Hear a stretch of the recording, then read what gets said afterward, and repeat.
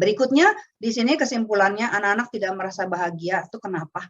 Kita kumpulkan di sini ada mereka merasa tersingkir dari teman-temannya atau merasa sendirian, mereka kurang tidur, susah tidur, mereka nggak bisa ketawa atau mengungkapkan rasa bahagia, mereka kurang tertarik dengan kegiatan yang diikutinya. Jadi jangan paksa anak untuk ngeles sesuatu yang mereka nggak suka.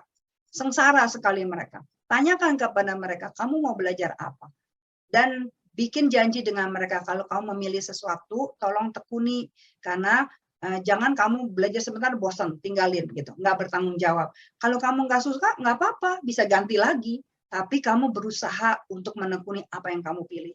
Jadi bukan kita yang pilih, karena hidup mereka milik mereka. Terus nilai pelajarannya menurun atau buruk, mereka juga tidak bahagia, kurang kepercayaan diri, kurang bergairah, cepat merasa lelah, merasa gelisah, kurang nafsu makan, merasa putus asa. Nah, poin yang nomor 5, nilai pelajaran menurun atau buruk. Saya mau ingatkan kepada Bapak Ibu di sini sebagai orang tua. Saya belajar juga dari pengalaman saya bahwa kita jangan punya konsep bahwa akademik itu number one, bahwa nilai itu nomor 1. Karena keberhasilan seorang anak di dalam hidupnya nanti, kelak di kemudian hari, itu bukan dari nilai, tapi dari bagaimana dia bahagia atau enggak. Bagaimana dia bisa berhasil dalam hidup atau enggak. Jadi tadi yang saya bawakan otak kiri, otak kanan. Kalau misalnya anak ibu atau anak bapak lebih kuat di olahraga atau lebih kuat di musik, tidak kuat di akademik, jangan paksa mereka untuk bergerak di akademik sampai digebukin, sampai mati-matian. Izinkanlah mereka berkembang di bidang yang mereka suka, tapi ya tidak melalaikan akademik, tetap diajarin, tapi jangan dipaksa untuk mendapatkan nilai tinggi. Istilahnya gini, asal dia bisa lewat passing level, dia bisa lulus, sudah bagus. Hargai usaha dia. Yang penting dia sudah melakukan yang terbaik sebisa-bisanya.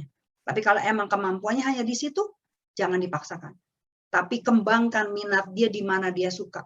Ada teman saya yang nggak naik kelas 5 nggak naik. Pokoknya nilainya jelek terus. Warnanya merah lebih banyak daripada biru. Akhirnya dia diarahkan ke STM. Dia masuk STM dan dia suka sekali mesin. Lulus STM dia nggak bisa sekolah karena dia nggak suka sekolah. Tapi dia berhasil menjadi orang yang bangun panel di perusahaan-perusahaan di gedung-gedung besar. Dia bisa bikin panel listrik. Maaf. Tapi dia nggak naik kelas 5. Nilainya jeblok. Jadi ternyata bakat dia adalah di mesin. Mamanya arahin dia ke STM. Berhasil. Jadi jangan putus asa kalau anak kita tidak terlalu minat di akademik atau otak kirinya tidak terlalu nyampe ke sana. Sorry, maaf ya, ini ada gatal lehernya. Jadi bukan salah mereka. Yang ada adalah kita harus arahkan mereka ke arah yang mereka suka. Minat mereka di mana. Karena kalau enggak, mereka enggak bahagia. Kasihan nih mereka. Nah, bagaimana membuat anak merasa bahagia? Pastikan anak Anda cukup tidur. Pastikan anak Anda punya pola makan yang sehat. Pastikan mereka cukup bergerak atau olahraga. Jangan diam di rumah aja. Ini masa pandemi begini sulit sekali buat kita semua.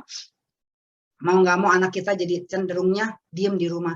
Jadi kita harus usahakan di rumah kita ajak bergerak, olahraga, dengerin musik, jingkrak-jingkrak, loncat-loncat, main yang kita bisa bergerak gitu loh.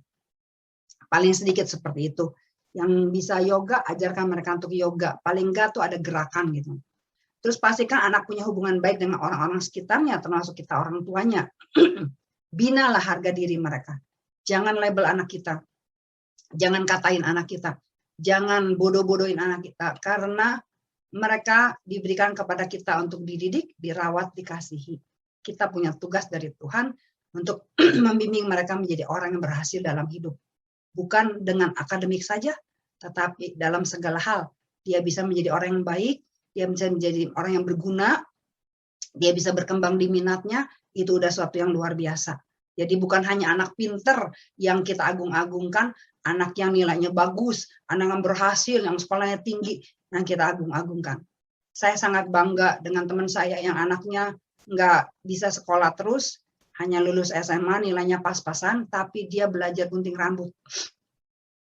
Dia sekarang bisa dapat penghasilan dari gunting rambut. dia bahagia, dia berhasil jadi orang walaupun nggak kaya. Buat kita bahagia itu bukan kaya. Bahagia itu adalah kita melihat anak kita berhasil, anak kita bahagia, itu bahagia buat kita. Jadi anak itu udah bilang mamanya, saya nggak suka sekolah, nilainya jeblok terus pas-pasan. Tapi dia belajar gunting rambut dan dia berhasil. Dia sedang meniti karir. Saya lebih bangga dengan anak-anak seperti itu dan orang tua yang mendukung, saya bangga. Jadi jangan paksakan anak kita kalau anak kita tidak mampu. Tapi kalau anak kita mampu, dia malas, dia nggak mau memberikan yang terbaik, kita harus memacu dan kita harus mengajar mereka untuk bisa memberikan yang terbaik yang mereka mampu.